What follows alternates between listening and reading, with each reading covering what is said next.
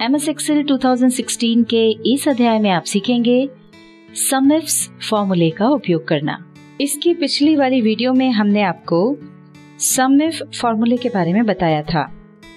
सम if फॉर्मूले का उपयोग तब किया जाता है जब किसी कॉलम या रो में कंडीशन के अकॉर्डिंग वैल्यूज को जोड़ना हो। आज की इस वीडियो में हम आपको सम इफ्स फॉर्मूले के बारे में बता रहे हैं।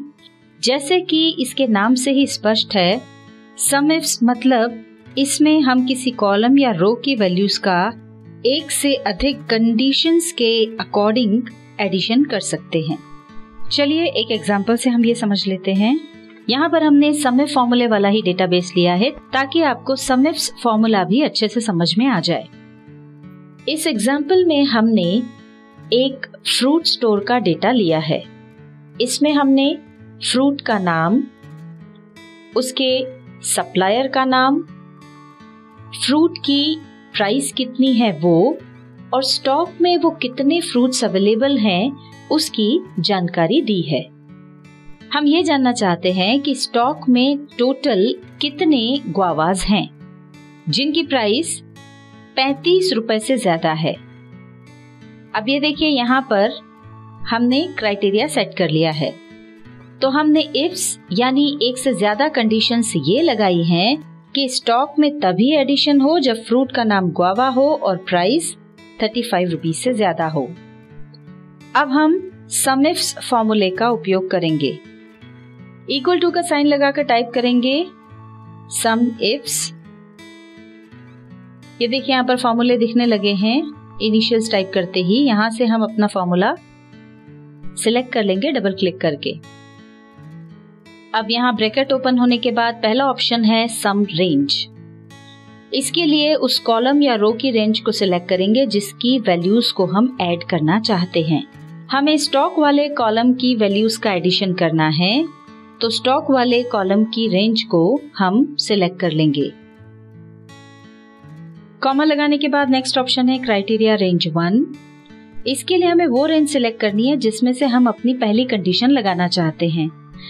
चूंकि क्राइटेरिया 1 में हमें गुआवा सिलेक्ट करना है, इसलिए हम प्रोडक्ट वाले कॉलम की रेंज को सिलेक्ट करेंगे। अब कॉमा लगाएंगे। नेक्स्ट ऑप्शन है क्राइटेरिया 1। इसके लिए हम फ्रूट के नाम पर क्लिक करेंगे या फिर डबल इन्वर्टेड कॉमा के अंदर उस फ्रूट का नाम लिख देंगे। यहाँ पर हम लिख रहे हैं गुआवा।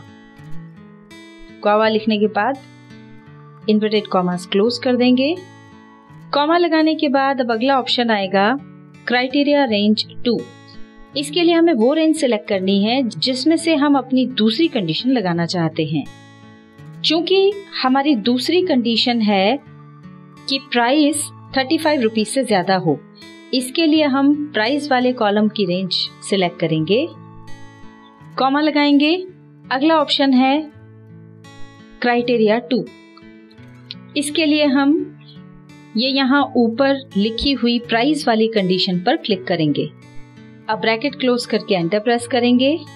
ये देखिए, हमें टोटल गुआवाज इन स्टॉक मिल गए हैं जिनकी प्राइस 35 रुपए से ज्यादा है। यहाँ पर हमारा आंसर आया है 400। अब इसको हम रीचेक कर लेते हैं। कंट्रोल की प्रेस करके हम गुआवा के स्टॉक वाली उन वैल्यूज को सिलेक्ट करेंगे जिनकी प्राइस 35 रुपए से ज्यादा है। ये कंट्रोल की प्रेस करके हमने गुआवा के स्टॉक वाली उन वैल्यूज को सिलेक्ट कर लिया है जिनकी प्राइस 35 रुपीज से ज्यादा है। यहाँ पर आप देख सकते हैं कि जो टोटल है वो 400 ही आ रहा है। मतलब फॉर्मूले से जो वैल्यू हमको मिली थी वो सही थी। अब चलिए इंसर्ट फंक्शन से सम इफ्स फॉर्मूले का उपयोग करके देख लेते हैं। इसके लिए जो कंडीशंस हम रख रहे हैं वो ये कि हम ये जानना चाहते हैं स्टॉक में टोटल कितने एप्पल्स हैं। तो प्रोडक्ट हमने लिख दिया एप्पल, जिनकी प्राइस 20 रुपए से ज्यादा है।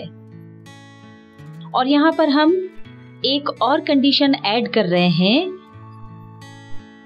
कि वो एप्पल्स बी सप्लायर द्वारा सप्लाई किए जा रहे हों।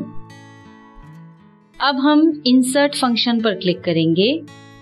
यहाँ सर्च फॉर अ फंक्शन वाले बॉक्स में सम इफ्स लिखेंगे और गो पर क्लिक कर देंगे। ये देखिए यहाँ पर नीचे फॉर्मूला आ गया है। अब ओके पर क्लिक करें। सम रेंज वाले ऑप्शन के लिए उसके बॉक्स में क्लिक करके स्टॉक वाले कॉलम की जो रेंज है वो सिलेक्ट करें। अब क्राइटेरिया रेंज 1 वाले ऑप्शन के लिए हमें वो रेंज सिलेक्ट करनी है जिसमें से हम अपनी पहली कंडीशन लगाना चाहते हैं। अब चूंकि हमें क्राइटेरिया 1 में एप्पल सिलेक्ट करना है, इसलिए हम प्रोडक्ट वाले कॉलम की रेंज सिलेक्ट करेंगे। इसके बाद नेक्स्ट ऑप्शन है क्राइटेरिया 1, तो इसके बॉक्स में क्लिक करके फ्रूट के नाम पर क्लिक करेंगे जो है एप्पल। इसी तरह से हम सेकंड और थर्ड क्राइटेरिया भी सिलेक्ट करेंगे। अगले बॉक्स में जाने के लिए आप टैब का उपयोग कर सकते हैं। अब यहाँ पर हम क्राइटेरिया रेंज 2 के लिए प्राइस वाली जो रेंज है वो सिलेक्ट कर लेंगे। फिर क्राइटेरिया 2 के लिए ग्रेटर देन 20 वाले सेल पर क्लिक करेंगे जो यहाँ हमने क्राइटेरिया में लिखा हुआ है। टैब प्रेस करने पर यहाँ पर क्राइटेरिया रेंज 3 वाला ऑप्शन आ गया है। इसके लिए हम सप्लायर वाले कॉलम की रेंज सिलेक्ट करेंगे। फिर टैब पर क्लिक करेंगे और क्राइटेरिया 3 के लिए बी पर क्लिक करेंगे। अब ओके पर क्लिक कर देंगे। देखिए यहाँ पर हमें सप्लायर बी द्वारा सप्लाई किए गए टोटल एप्पल्स इन स्टॉक मिल गए हैं जिनकी प्राइस 20 रुपए से ज्यादा है और ये हैं 800। इसको भी हम रीचेक करके देख लेते हैं।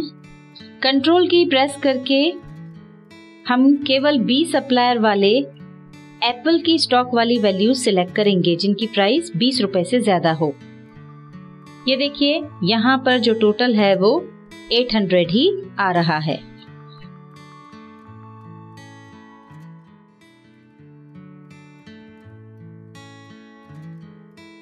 MS Excel 2016 के इस अध्याय में आपने सीखा सम इफ्स फॉर्मूले का उपयोग करना। अगर आपको हमारी ये वीडियो पसंद आई हो तो इसे लाइक जरूर करें।